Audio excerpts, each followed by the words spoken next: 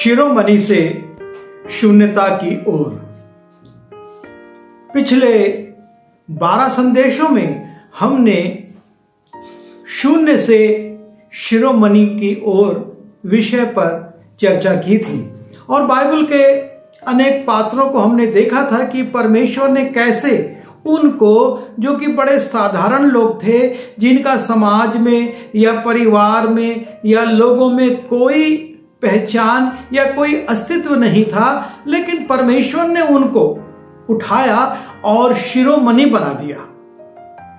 और ऐसे पात्रों को देखने के बाद हम देखते हैं कि बहुत से ऐसे पात्र हैं जो शिरोमणि बनाए गए और जब वो ऊंचे पदों पर पहुंच गए तब उन्होंने अपने विश्वास को स्थिर नहीं रखा। वही विश्वास में, परमेश्वर के प्रति विश्वसनीयता में, आज्ञाकारिता में और उसकी इच्छा में नहीं चले। और तब परमेश्वर उनको चेतावनी देता है, उनको रोकता है, लेकिन जब वो तब भी नहीं मानते तो परमेश्वर उनको शिरोमणि से शून्यता की ओर ले जाता है। और ये बहुत जरूरी है।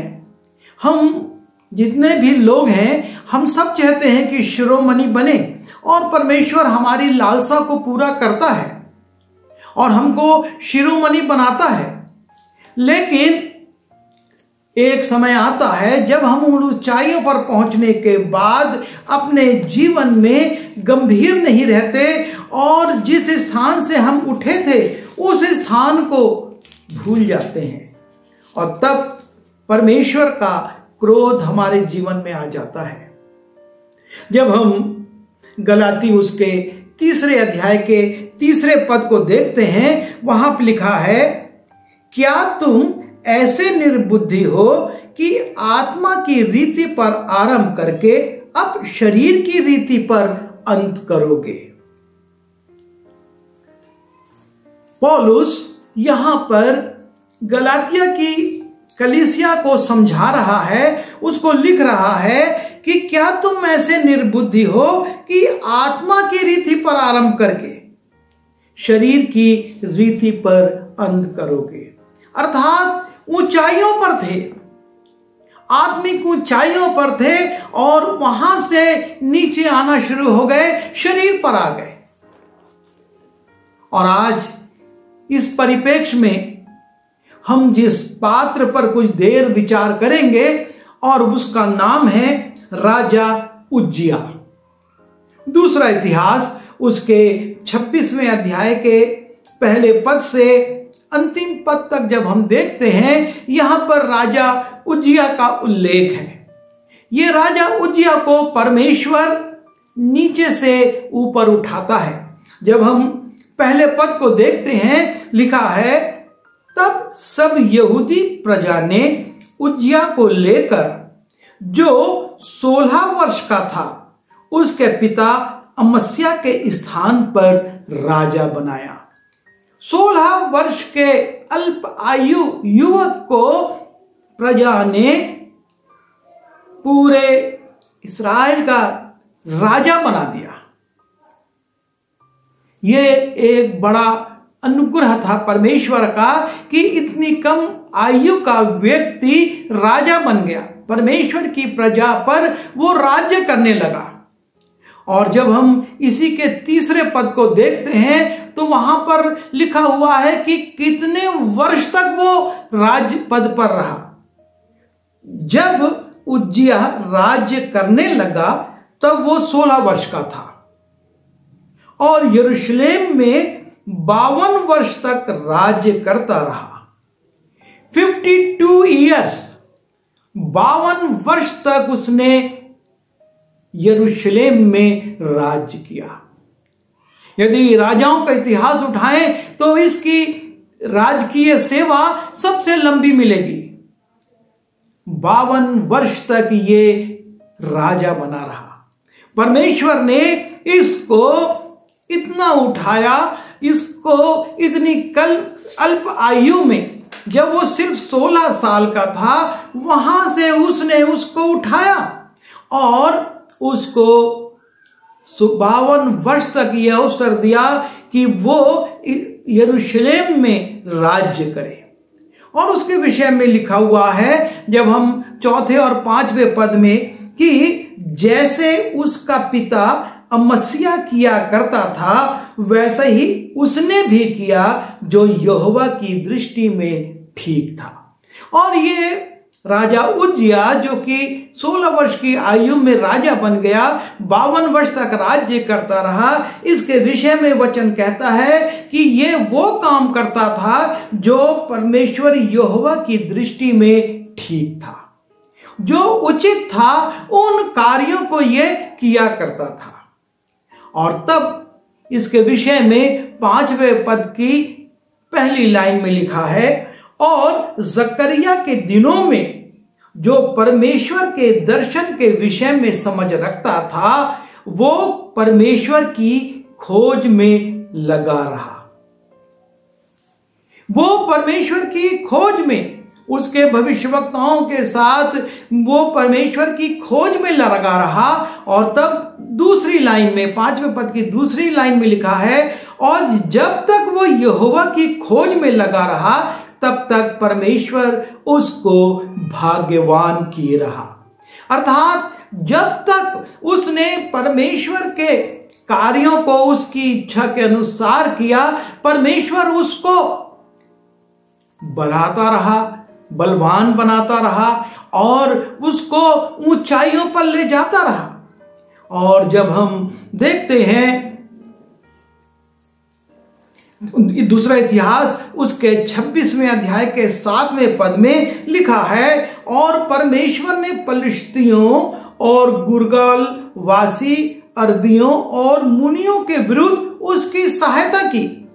परमेश्वर उसके शत्रुओं के विरुद्ध में उसकी सहायता करता था और परमेश्वर उसको बुद्धि देता था।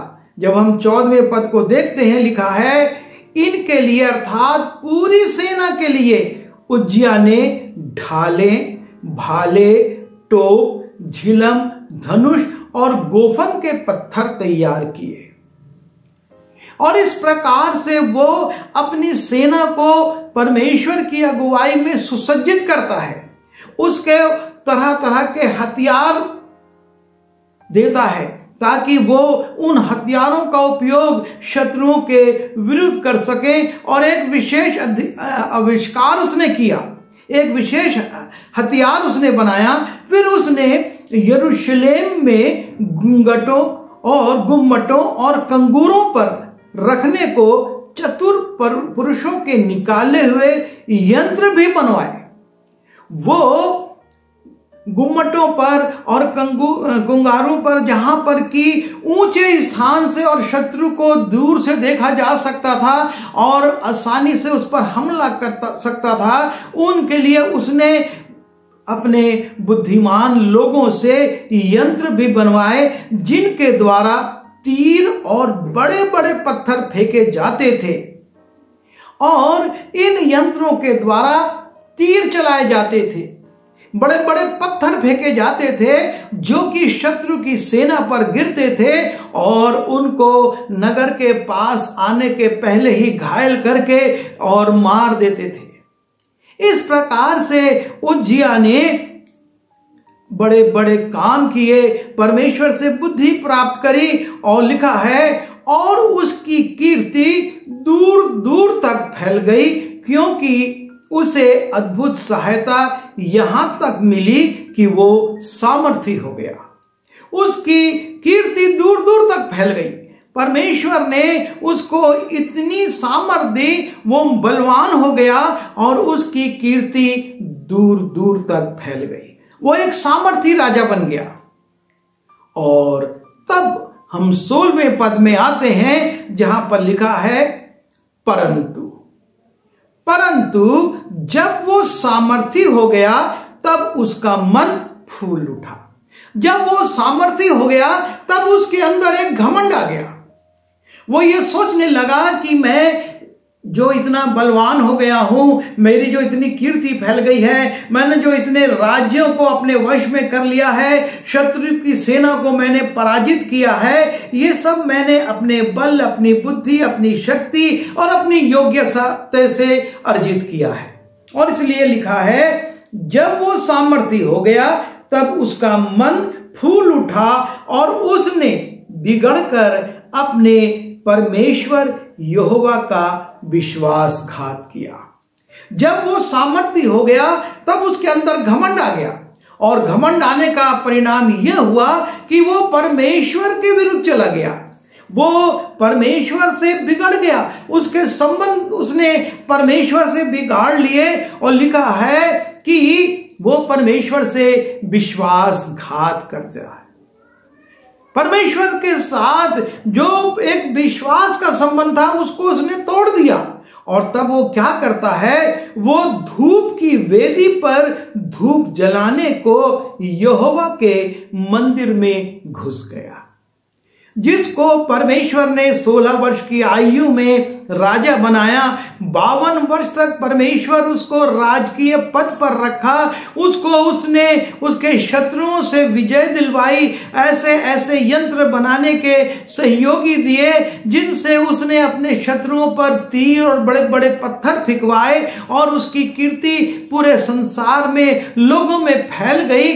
अब वो ये सोचता है कि मैं याजक का काम भी कर सकता हूं, मैं राजा हूं, मैं जो चाहे वो कर सकता हूं। और इस विचार के आते ही वो परमेश्वर के मंदिर में चला गया और धूप की वेदी पर धूप जलाने के लिए चढ़ गया।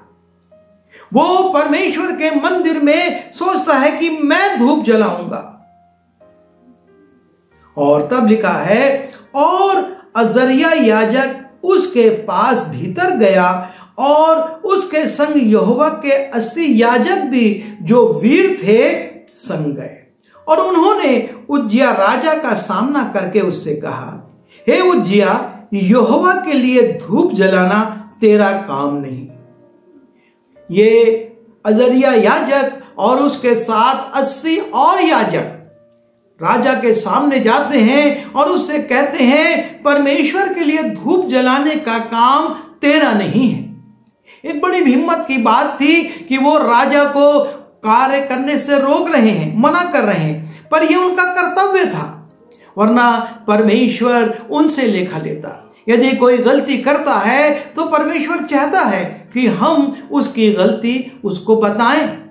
यदि हम उसकी गलती उसको ना बताएं तो यदि वो पाप में मरता है तो परमेश्वर का वचन कहता है कि उसके खून का लेखा मैं तुमसे लूंगा। और यहाँ पर अजरिया और उसके साथ के जो याजक थे वो यही कहते हैं, उज्जिया के पास जाकर कहते हैं कि उज्जिया, यहोवा के लिए धूप जलाना तेरा काम नहीं, हारून की संतान और उनके याजकों का ये काम है जो धूप जलाने के लिए पवित्र किए गए हैं। हे राजा, तेरा पद राज में है, तू एक राजा है, तुझको राजपाट चलाना है, तुझको युद्ध करना है, तुझको देश की व्यवस्था करनी है, लेकिन धार्मिक क्रियाकलापों के लिए तेरा पवित्रीकरण नहीं किया गया है। और इसलिए ये जिनका काम है, अर्थात हारून के घराने और उन याजकों का जिन्होंने कि अपने आप को पवित्र किया है, वो धूप जलाएंगे। और वो कहते हैं, तू पवित्र स्थान से निकल जा, तूने विश्वासघात किया है, यहोवा परमेश्वर की ओर से ये तेरी महिमा का कारण ना होगा। तू युद्ध में जीता, वो तेरी महिमा का कारण हुआ। तूने अच्छी तौर से राज्य चलाया, वो तेरी महिमा का कारण है। लेकिन परमेश्वर के भवन में जाकर धूप जलाना, ये तेरी महिमा का कारण नहीं होगा। और जब उसको ये चेतावनी मिलती है, वो सावधान नहीं होता, वो इस बात को नहीं स्वीकारता कि नहीं, मेरा ये काम नहीं है, मैंने गलती कर दी, और वो वहां से हट जाता। लेकिन लिखा है, तब उज्जिया धूप जलाने को धूपदान में लिए हुए झुंझला उठा। वो परमेश्वर के याजकों पर झुंझला रहा है, क्रोधित हो रहा है। उसके हाथ में वो धूपदान है जिससे कि वो वेदी पर धूप जलाए। लेकिन जब उसको रोका जा रहा है तो चूंकि उसके अंदर राजा होने का इतना ज्यादा घमंड है कि लिखा है कि वो याजकों पर झुंझला रहा था। और जब उसने उस झुंझलाहट में उस कार्य को करने से इनकार नहीं किया लेकिन उस कार्य को करने की कोशिश की, तब लिखा है याजकों के देखते देखते यहोवा के भवन में धूप की वेदी के पास ही उसके माथे पर कोढ़ प्रकट हुआ। परमेश्वर का क्रोध उज्जियाह पर आ गया। वो परमेश्वर जो उसको उठा रहा था, ऊंचाइयों पर पहुंचा रहा था, उसकी कीर्ति पूरे संसार में फैल रही थी, जब उसने परमेश्वर से विश्वासघात किया और इस प्रकार की भूल की जो काम परमेश्वर के पवित्र याजकों का था उसको उसने करने की कोशिश करी, तब लिखा है कि जब वो झुंझला ही रहा था, वो धूप वेदी के पास था, वो परमेश्वर के भवन में था और याजक देख रहे हैं कि देखते देखते उसके चेहरे पर कुछ परिवर्तन हो रहा है, उसके माथे पर कुछ परिवर्तन हो रहा है। वो माथा जो सपाट था, वो माथा जो चिकना था, उस पर कोढ़ के चिन्ह दिखने लगे। और लिखा है याजकों के देखते देखते यहोवा के भवन में धूप की वेदी के पास ही उसके माथे पर कोढ़ प्रकट हुआ। और अजरिया महायाजक और याजकों ने उस पर दृष्टि की और क्या देखा कि उसके माथे पर कोढ़ निकला है। तब उन्होंने उसको वहां से झटपट निकाल दिया, क्योंकि एक कोढ़ी का परमेश्वर के मंदिर में तो छोड़, नगर में रहना भी उचित नहीं था। वो एक अशुद्धता का प्रतीक था और इसीलिए व्यवस्था में कहा गया था कि जो कोढ़ी हो वो अपने होठों को ढांप ले, अपने मुंह को ढांप ले और बोले अशुद्ध अशुद्ध अशुद्ध, ताकि दूर से लोग समझ जाएं कि ये कोढ़ी है और उसके पास ना जाए। और तब लिखा है तब उन्होंने उसको वहां से झटपट निकाल दिया, वरन ये जानकर कि यहोवा ने मुझे कोढ़ी कर दिया है, उसने आप बाहर जाने को उतावली की। और जब उसको ये बात मालूम हुई, लोगों ने कहा तू कोढ़ी हो गया है, वो स्वयं भी अब बाहर निकल रहा है। वो व्यक्ति जो कि महलों में रहता था, वो व्यक्ति जो 52 वर्ष से राज्य कर रहा था, वो व्यक्ति जिसका भय उस देश में ही नहीं आसपास के देशों में भी था, आज इस अवस्था में आ गया कि वो स्वयं परमेश्वर के मंदिर से निकल रहा है, भाग रहा है। और तब उसके जीवन में 3 बातें घटती हैं। पहली बात लिखा है और उज्जियाह राजा मरने के दिन तक कोढ़ी रहा। ये बीमारी जो उसके जीवन में आई वो उसको मृत्यु के दिन तक लगी रही। वो मृत्यु के दिन तक कोढ़ी रहा और कोढ़ी रहने के कारण लिखा है और कोढ़ के कारण अलग एक घर में रहता था। दूसरी बात, वो जो कि राजमहल में नौकर चाकरों से घिरा था, अब लिखा है कि वो एक अलग घर में अकेला रहता था। और तीसरी बात कि उसका पुत्र योनातान राजघराने के काम पर नियुक्त किया गया और वो लोगों का न्याय भी करता था। अब वो राजा है, एक एकांत घर में बंद है और राज का काम उसका बेटा कर रहा है, न्याय का काम उसका बेटा कर रहा है। अर्थात वो एक पावरलेस किंग है, वो ताकत विहीन राजा हो गया है, उसके अधिकार में कुछ नहीं। और यहीं पर कहानी खत्म नहीं होती है, लेकिन उज्जियाह के जीवन में लिखा हुआ है कि निदान उज्जियाह अपने पुरखाओं के संग सो गया और उसको उसके पुरखाओं के निकट राजाओं के मिट्टी देने के खेत में मिट्टी दे दी गई। उसको राजाओं के कब्रिस्तान में जगह नहीं मिली। लिखा है उसका कारण, क्योंकि उन्होंने कहा कि वो कोढ़ी है, और इसलिए उसको राजाओं के कब्रिस्तान के बाहर एक खेत में मिट्टी दी गई। यह है शिरोमणि से शून्यता की ओर। जब उज्जिया का मन फूल गया, वो घमंड से भर गया, और तब वो ये भूल जाता है कि मैं एक राजा जरूर हूं, लेकिन परमेश्वर के भवन में धूप जलाने का काम मेरा नहीं है, मुझको ये काम नहीं करना है। लेकिन वो बड़े अधिकार के साथ परमेश्वर के भवन में चला गया, धूप वेदी के पास चला गया, और हाथ में धूपदान है कि मैं धूप जलाऊंगा। याजक उसको रोक रहे हैं, वो उन पर झुंझुला रहा है। यदि अवसर मिलता तो शायद वो उन याजकों को मरवा देता, लेकिन उसके पहले परमेश्वर ने उसको कोढ़ी कर दिया। और तब वो जो कि शिखर पर था, जो ऊंचाइयों पर था, एक घर में एकांतवास में रहने लगा।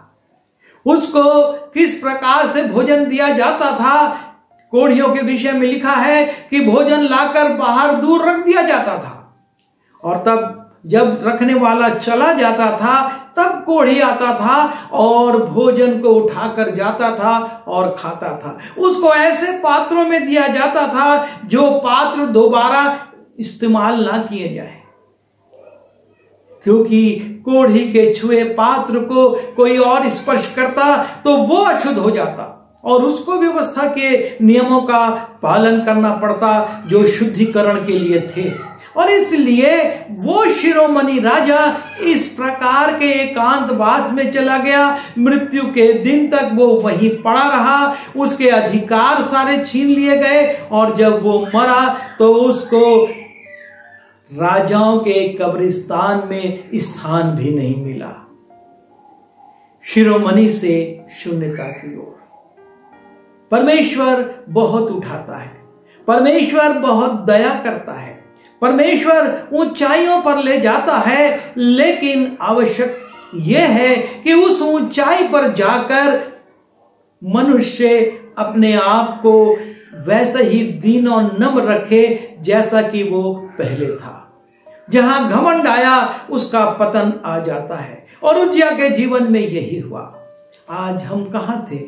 हम अपने इतिहास में जाएं, हमारे पूर्वज क्या थे, हमने नौकरी किस पद से शुरू करी, और आज जब रिटायर हुए तो हम किस पद पर पहुंच गए। और उसके कारण यदि हमारे अंदर घमंड आ जाए तो परमेश्वर हमको उन ऊंचाइयों से नीचे गिराने में देर नहीं करेगा।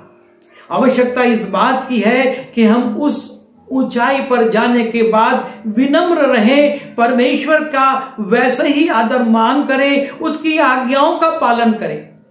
जब हम ऐसा करेंगे परमेश्वर हमको शिरोमणि बनाए रखेगा। 52 वर्ष तक वो राज्य करता रहा।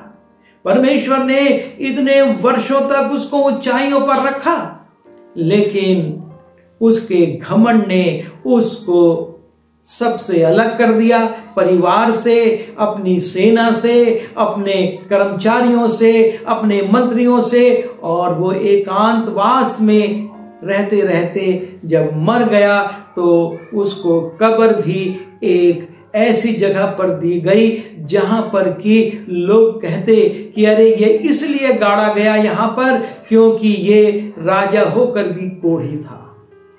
परमेश्वर हमारी सहायता करे कि हम अपने जीवन में परमेश्वर से आशीषों को पाने के बाद ऐसा ना करें कि हम उन आशीषों से वंचित कर दिए जाएं, लेकिन हम उसमें स्थिर रहें और परमेश्वर की इच्छा को पूरा करें। आइए दुआ करें। प्रभु जी, हम धन्यवाद देते हैं कि आप मनुष्यों को उठाते हैं। आपने हमको भी बहुत से अच्छे स्थानों पर पहुंचाया है, लेकिन शक्ति दीजिए कि हम उज्जिया की भूल ना करें और हम वो कार्य ना करें जो आपकी आज्ञा और आपकी इच्छा के विरुद्ध है और आपके सामने दोषी ठहरे, ताकि कहीं ऐसा न हो कि आपका क्रोध हम पर भी आ जाए। उज्जिया पर क्रोध आया और वो राजा होकर भी शून्य हो गया, सारे अधिकार छिन गए, एकांतवास में चला गया और एक निर्वासित जीवन जीने लगा। प्रभु हमारी सहायता करिए कि हम इस गलती से बचें और आपकी इच्छा पूरी करें। विनती यीशु के नाम से मांगता हूँ, आमीन।